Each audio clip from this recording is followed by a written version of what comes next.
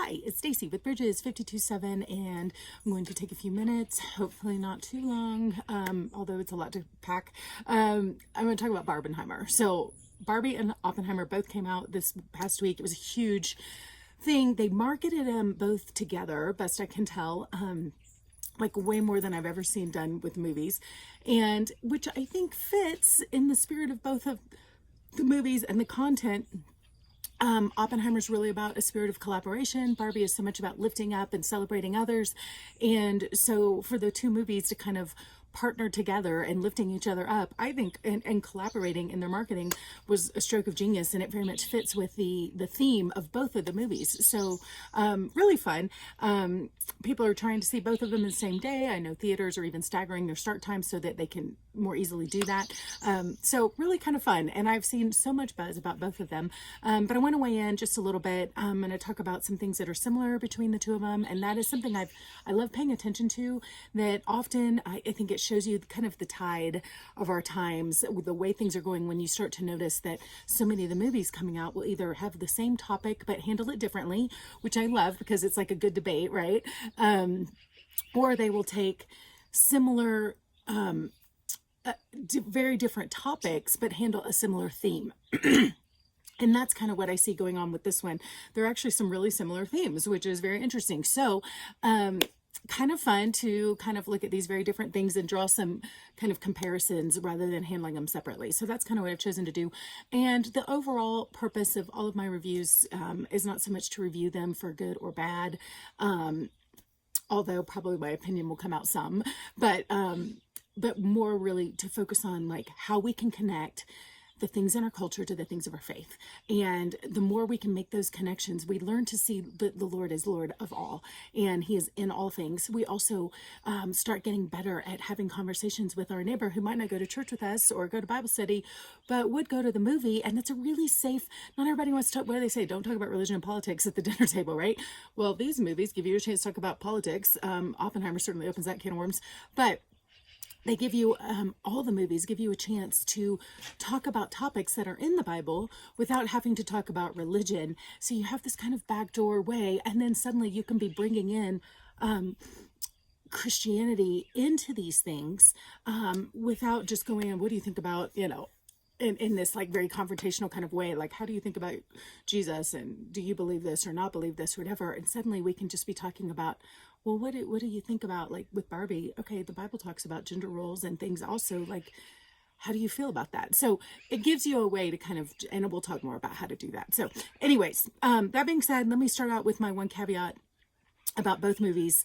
And I would say my first thing of my similar point about both the movies, this is kind of cheeky, but they both had surprising content. So Oppenheimer especially, I was thinking this is like a movie about Oppenheimer and war and bombs and making of it and defending it.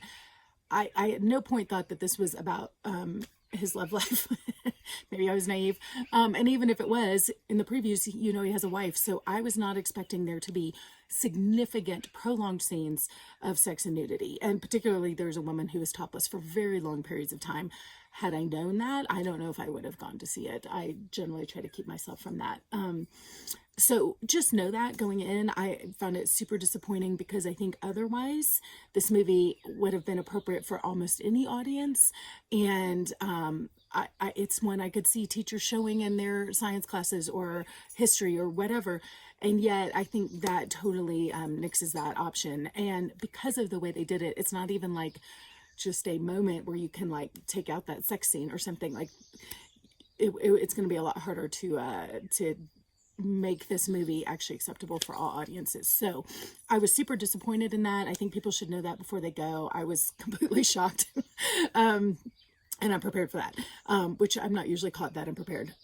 Secondly, Barbie. I was in a movie full of, I would probably say 5-year-old on up, little kids going to see this with their moms. And I remember just from the previews thinking, I don't think this is a kid's movie. I think the previews made that pretty clear, and I had been watching and kind of studying up on that just a little. I also had seen Tiny Shoulders, which was amazing. I would totally recommend it. Documentary talking about kind of the history of Barbie and the evolution of Barbie. And Barbie had been such a part of my lifetime. I did not like Barbies. I wasn't a doll person at all. I was like, give me Transformers and footballs, frankly. So I wonder what my brothers got. But that doesn't mean she had not completely shaped the culture I was in, and that I didn't see at every corner this idea of Barbie as a single, successful woman who had her own cars and houses and all this stuff. She wasn't married. And I never even questioned it until I'm watching this documentary, and it's talking about what beforehand people only had baby dolls to play with, and Barbie was the first doll they ever had where they saw themselves as a grown-up and were able to imagine their future, not just as a mom but as themselves, like doing all these. It was the first doll they had that was them as in a future role.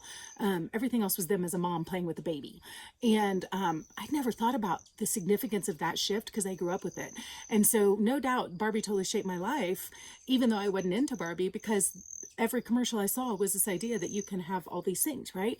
You can be all of this, you can whatever, plus the ideas of beauty and whatever. I said whatever a lot, sorry. So the documentary actually really goes into that and explains, like, I didn't know when Barbie came on the scene. I think it was in the 50s. I didn't know how new this was, that there hadn't been dolls like that before. Like, I did not know, because I was born into that, what a significant shift it was. But listening to this documentary and even the ongoing shifts with body types and all kinds of adjustments that they have had to make along the years, kind of thinking about things like that documentary really prepared me for what the movie is really about. But it was eye-opening as well to think about the significance of Barbie. I'd never really thought about how significant she would be. All that to say, and I'm sorry this is getting long, the movie, I don't think it was made for kids. Like, it's all of those themes are in the movie. These ideas of gender roles and the pressure that Barbie put on women to be perfect and to be all the things, like all of that is the movie. It's not some kid's storyline, right? And most 5-year-olds or young girls, I mean, I would say me until I was probably even in college, probably aren't as aware of some of the pressure that women have felt to be moms or to be successful and to do this and what. So I don't think the topic itself is probably geared towards kids. Add to that, there's a lot of jokes and things that I don't think were very appropriate for little kids. So a lot of them probably just go, I know a lot of parents like, oh, it goes over their head, they don't care. So that may be fine. I'm not judging. I'm just saying be aware that this is not a kid-themed movie. Nonetheless, there are all kinds of jokes and things. So you can go on IMDb and read all about all the things that are in there and have a better clue. But it doesn't have sex and nudity by any means. So in that way, it was really clean.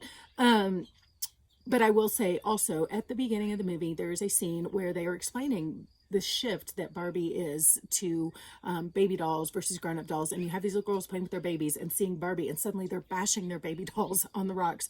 It was super dark. It was a little funny, but it was so dark it was hard to laugh. But it definitely reminded me of scenes in the Bible where babies are getting killed against the rocks and stuff, and it was pretty bitter to me, and again, it was really dark. As much as they'd made it kind of funny, it was dark. So people need to know that is in there. It starts the whole movie. The rest of the movie is much more lighthearted and fun, but that was really dark. And somebody else made a point later on there. I would say at no point are men honored in the movie. They do some growing and whatever. Barbie apologized to Ken about some stuff. There's some good things that happen, but all of the men are like buffins and idiots. And it's like, so I hate, they did some really good things, but they didn't go far enough, in my opinion, to actually honor men. Barbie apologizes for using Ken and not being sensitive to his feelings. That was good. I mean, again, there were some really great messages, but they still probably really fell short. And so if, I know some people are really sensitive to that kinds of thing, and they don't like, it really bothers them when they, again, the kid thing. Like, do you want your kids seeing this movie that doesn't honor men, that makes them all look, and sometimes it's just funny, but it is there, right? And also it talks about at the end, like, you can be all these things, or you could just be a mom. And the way they say it didn't really offend me. I wasn't thinking about it. I'm also not a mom. So maybe I'm not as sensitive to that, but the way they said, you could just be a mom, some people were offended by that. They felt like it was making womanhood less. Like, you can be a mom and all these things, or just a mom. And so again, I didn't take as much offense. I think there's different ways to hear that just, but it's there. Okay. I went way deeper on that than I planned on, but I did cover some ground. So they have surprising content. Be aware. Know what you're getting into when you go, or whoever you take. Secondly, these are the bigger points. Both movies are about ideas and people that change the world. And I've already explained how Barbie really was that. Oppenheimer, of course, with the war, making a bomb, it changed the balance of power and or protected the balance of power. It dealt with politics, all kinds of things. So the world as we know it, war will always be different because of that possibility now. So both of them, and also in Oppenheimer, you're dealing with the ideas of communism and capitalism and all kinds of stuff. So all of these things, they are about ideas and people that change the world. Secondly, I would say both are about regrets that in both cases, Barbie, the idea of Barbie, and Oppenheimer and the bomb, both of them tried to do good with these ideas, and both realized later that the good they tried to do kind of backfired in some ways, and that there are consequences to those things, and they weren't all favorable. So both of them are really kind of dealing with some of these regrets. I mean, Oppenheimer, you've got hundreds of thousands of people dead because of that, and the possibility of a world annihilation because of the bomb. And the heaviness of that. Barbie, you have this idea that she tried to set women free so that they didn't have to just be, they had other options, and not that just being a mom is less, but they had options, right? So if you don't feel called to motherhood, or if you want to be single, or if you want to be a mom and the things, like, there's options. Barbie had a huge thing to do with that. But in the result of that, really the climax of the movie, and it reminds me of Stacey Eldridge in Captivating, where her first page, I think it is, she really starts talking about how she felt so trapped as a woman, being enough and not enough all at the same time, like being in this continual meat grinder of being told you're too much and not enough. And they really do a great job of unpacking the dichotomy that women so often feel caught in. And I'm tempted to go in and try to explain it. I'm not going to do that. I'm going to hold myself back. You don't need that from me. You can go to the movie, or go online, because I don't have it in there. I guarantee you. You can look up some of the ranting that goes on. But this idea that we are constantly being told to go this way, and then when we get there, it's like, oh, you weren't enough, but now you're too much, or what? You're both and all the time, and it's just complicated. They really go into that in Barbie, and the real world people look at Barbie and go, you did this to us, you put us in slavery, so now we have to be everything. We have to be perfect and beautiful and successful and a mom and all, we're in a rat race we can't get out of, because we can never be enough, and we're exhausted. And so in trying to liberate people, there was an enslaving that happened. And so in both of these movies, people tried to do good, but then they really realized there were consequences to the good things that they did that were maybe unintended.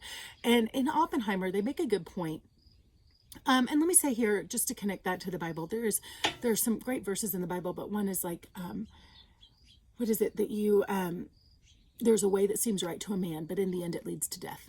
And I think we see that here so often. Our ways that seem right really kind of lead to some death of certain sorts. I mean, maybe it's an actual death with a bomb or whatever, and it doesn't necessarily mean that, I don't know if, the jury's still out about whether some of these things are right or wrong, right? But I am convinced that in the kingdom of God, it is a rising tide that raises all boats. And so if you can learn to see things from a kingdom perspective, there is a way that helps everyone be elevated. And in Barbie, what we see is a teeter-totter. And I would say in Oppenheimer, both. There's a teeter-totter, right? So I'm going to have more power so I can be on top, but that means that you're on the bottom. So as Barbie got elevated, they took away power from men. And so part of the movie is Ken being very emasculated and discovering, like, what if I could have power? And all of a sudden he gets power and discovers patriarchy. It's kind of funny. And all of a sudden the power is reversed, and now you still have a power dynamic, but instead of the women being in charge, the men are in charge. And then the women kind of take back. So there's this teeter-totter, because there's not an understanding that in the kingdom of God, everyone, again, this is the idea of the Trinity, everyone is, they are mutually honoring and respecting each other, and they all have equal power, but they have power because they honor and respect each other. Nobody has to grab it, which is what Jesus talks about when he says, if you want your life, if you try to hold on to your life, you're going to lose it. But if you're willing to let go of your life, if you're willing to lose your life, you will find it. He also says, seek first the kingdom of God and his righteousness, then all the other things are added. There's an issue of idolatry here, of what becomes what's first. If you put the right things first and you let go of your idols, then you can have those things back, because now they no longer rule your world. But if you seek them first, they are idols, and they will control you, and then you find that you are enslaved to the very thing that you were pursuing. The only time you don't have that is when you pursue the Lord first, because he never enslaves you. He always gives freedom. That's what he says, I came to bring freedom. So all the things that they went after in these things brought a new kind of slavery. So I think there's so many similar themes in these movies. Let's see. And let me also say, they're both kind of about bombs in a different way, right? So like he set off, the whole idea of his bomb, and he has this great line at the end of the movie that's basically saying like their ideas were that, like the things that he did, not the bomb itself, one molecule sets off reaction, and then those pieces start another one. So it's a chain reaction, right? And then he's basically like, we set off a chain reaction, from an idea perspective as well. It wasn't just the bomb itself that was the chain reaction. There were all these other kinds of like unintended consequences. And when they made the bomb, there was a possibility that those continuing reactions would never stop. And so they were afraid that they could actually incinerate the whole world rather than just the area that the bomb was supposed to affect. And the reality is, I would say, his ideas, Barbie's ideas, a lot of those things, they themselves were that same kind of chain reaction, that it's the stone in the pond. How far out do those ripples go? Like, they may never stop, right? And so these ideas that Barbie put in motion all those years ago were in a way a bomb of chain reaction that went on and on and on and on. And all these years later, we're still dealing with some of the effects of those ideas, better or worse, right? So, and it may be that they blew up some important things that needed to be blown up, but also there's some fallout and other damage that is unfortunate. But again, my understanding of the kingdom is that when Jesus comes, his solutions always benefited everybody. He never did the teeter-totter thing. I will benefit you and somebody else is going to have to pay for your, what you get. No. He's like, come on, let's elevate and honor everyone. That is 100% who God is in the Trinity, and that is how he is. He can't be inconsistent with his nature. So if he's that way in the Trinity, in the way that they honor each other and love and support and everyone wins, then he's that way with everything. And we have a lot of wrong ideas about God because we have not understood that is how he is in the world. And anyway, okay, I'm gonna stop. So let me give a few more thoughts. I've talked a lot about Barbie. Let me give a couple more thoughts about Oppenheimer. I will say, for me, the really intriguing thing was these two men of power, and I won't tell you who, because one of them, you don't really realize he's this foil to Oppenheimer till the end, because he's there, but he's kind of in the background. But he mentions that power stays in the shadows, and that is him. He hides in the shadows, trying to pull strings and operate, manipulate in the shadows. He is very much, I would say, kind of not a satanic figure, but in that response, he operates like the enemy does, hiding in the shadows and manipulating things. He is full of pride. He wants control. He is insecure. He cannot stand to be contradicted or embarrassed or humiliated. And he sees everything as embarrassment and humiliation, any kind of contradiction, because he needs to be right and he's insecure. So he is threatened, he is very controlling, and he keeps power. He wants all the power. So he wants to manipulate the people in control so that he can have the power.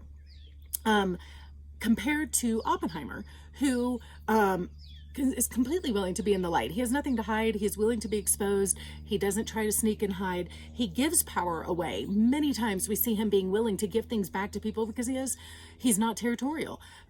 He is a peaceful teammate.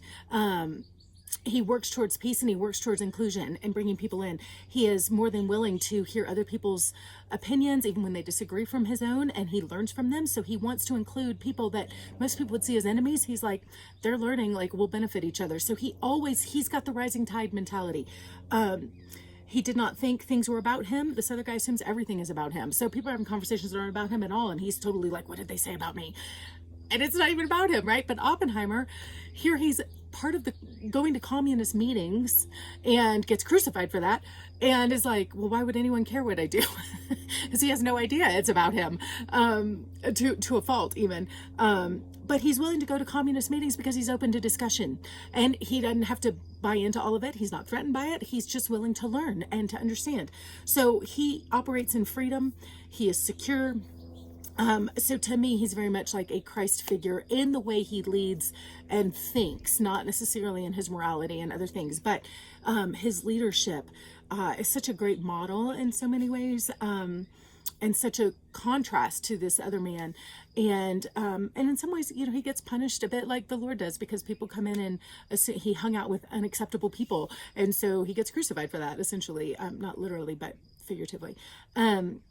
So I found that a really compelling contrast, to look at leadership models and to look at Jesus versus other leadership, like the enemy or whatever, and how they let me say not leadership there, but the two kingdoms, right, of light and the system of darkness, to really look at how they operate and to realize like the difference, and to, again, if we're looking at how to have these conversations with other people, to use that as a springboard to say, okay, what makes someone able to operate without being threatened and controlled?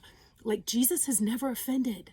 He is never threatened by anybody. He has a total peace. He trusts God's ability to work things out for good. So if you come at me, that's okay. God will use it for good. I'm not threatened. I'm not offended. I'm not controlled or manipulated, and I don't need to control or manipulate anyone else. And we know God doesn't need to control, because he gave us freedom in the garden. So there's a million things, jumping off points here. Like, it's so rich for a conversation, but I've gotten really long. So I'm going to sign off here, and I hope this gives you some, I'm sorry, I'm trying to like keep the light from coming in as the sun is rising, so I keep moving forward. But hopefully this gives you some great things to get started on as you think about these movies, whether you see them or not. Hopefully this is equipping you to have some great conversations about them. Okay,